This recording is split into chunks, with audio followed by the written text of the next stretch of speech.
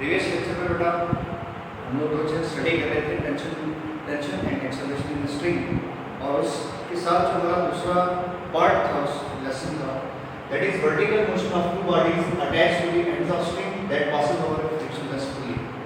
इसके लिए भी हमने एक रिलेशन ड्राइव करना है एक्सेलरेशन का, और एक रिलेशन हमने ड्राइव करना है टेंशन के लिए।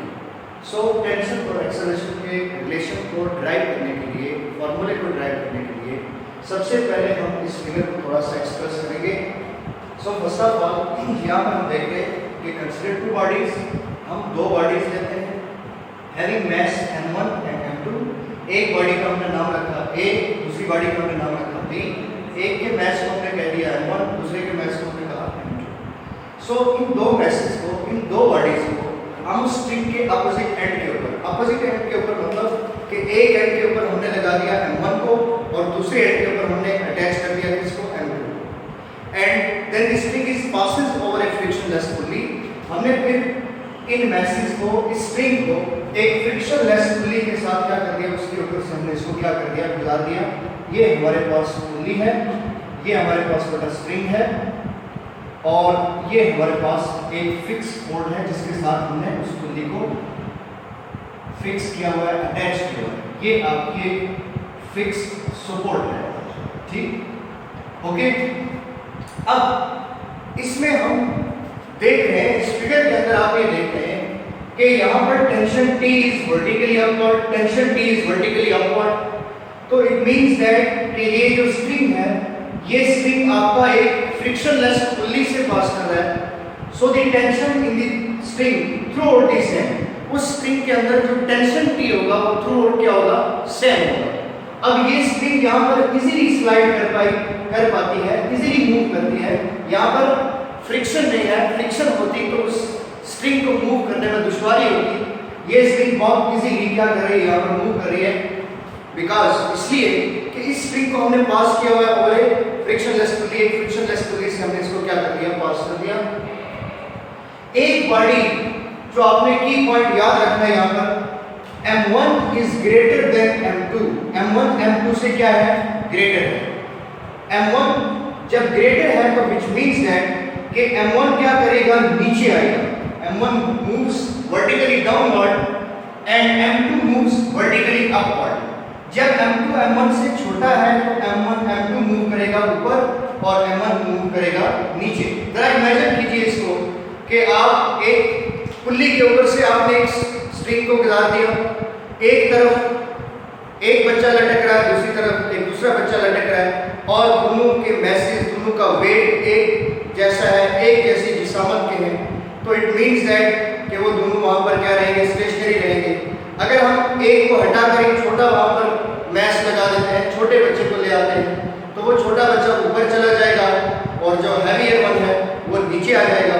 तो बिल्कुल वैसे ही ये बॉडी हैवियर है, m1 हैवियर है m2 से, तो ये नीचे आएगा, तो इसके रिजल्ट में ये ऊपर जाएगा। अब बेटा इस पोर्शन में देखिए, इसके लिए यहाँ पर जो टेंशन T है वो इसके वेट से लेस हुई है।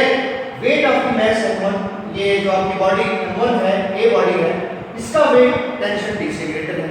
बट यहाँ पर टेंशन डोमिनेंट है, टेंशन यहाँ पर डोमिनेंट है इसके वेट के ऊपर। बॉडी ऊपर जा रही है, इट मींस कि टेंशन T क्या है, ग्रेटर है। हम इसका रिलेशन ड्राइव करते हैं। So first one is expression for acceleration.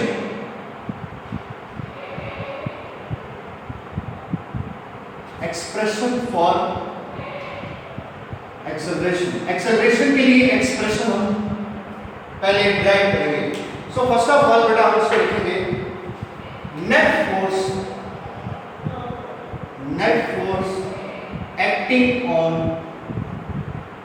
m1। m1 is body A body के ऊपर जो नेट फोर्स लग रही है हम उसको कैलकुलेट करेंगे। तो मुझे बताइए बेटा, इस फिगर को देखिए, इस m1 के ऊपर कितनी फोर्सेस लग रही है, m1 के ऊपर कितनी फोर्सेस लग रही है, बताइए।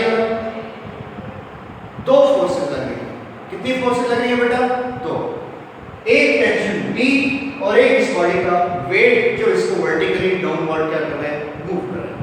तो जब इसके ऊपर ऊपर दो फोर्सेस लग रही हैं, तो हम इसको ऐसे लिखेंगे बेटा, F is equal to, that means F net force is equal to W minus P. W minus P क्यों लिखा? इस बात को समझिए.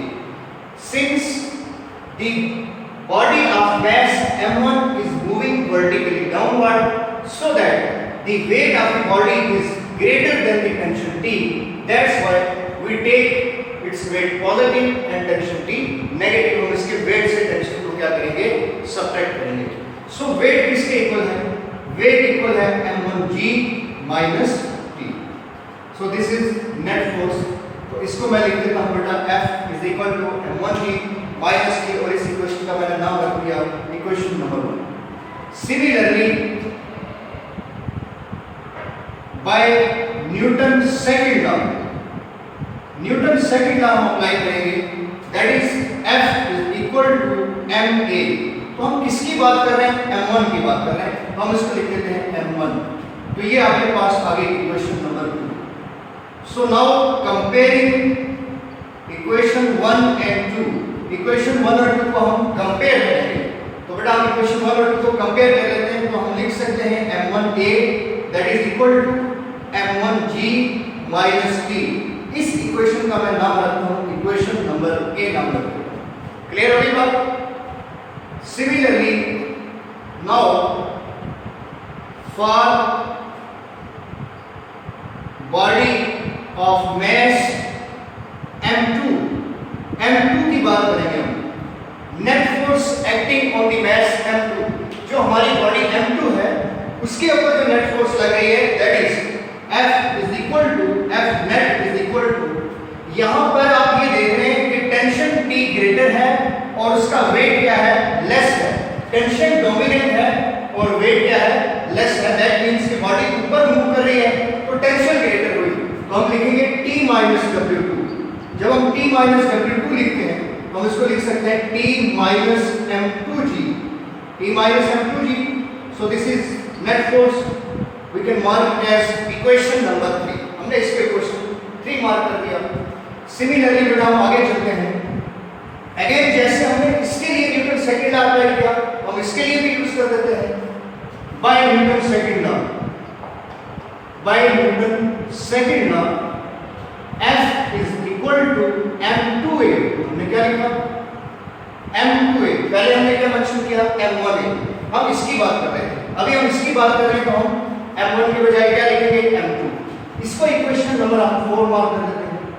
पहले आपने बेटा इक्वेशन 1 और इक्वेशन 2 को कंपेयर किया.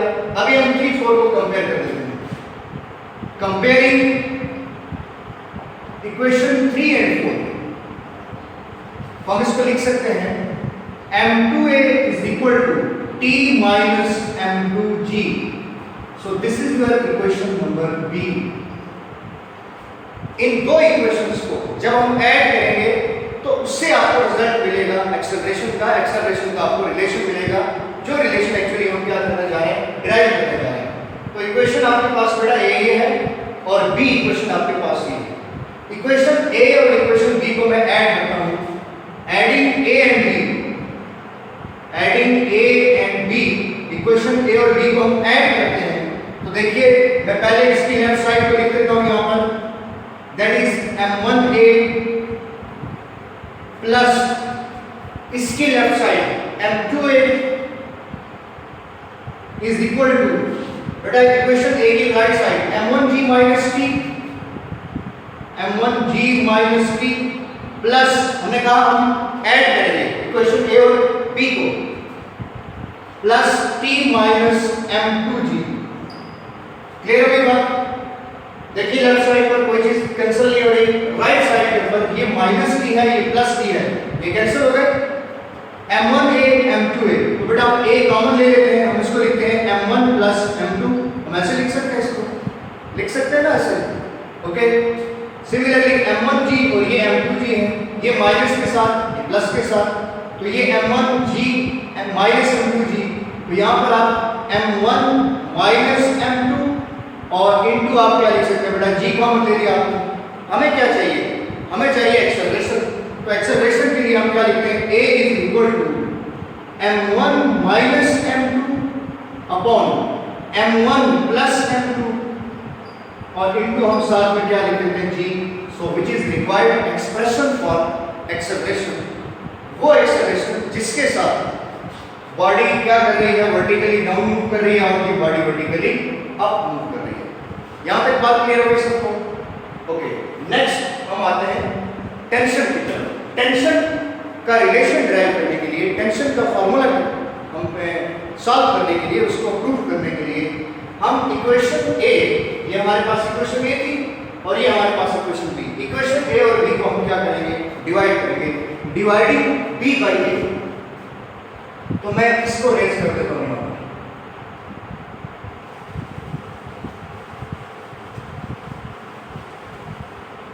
Okay,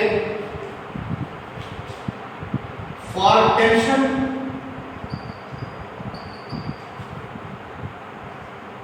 dividing b by a, b को a पर हम क्या कर देते हैं, डिवाइड कर देते हैं।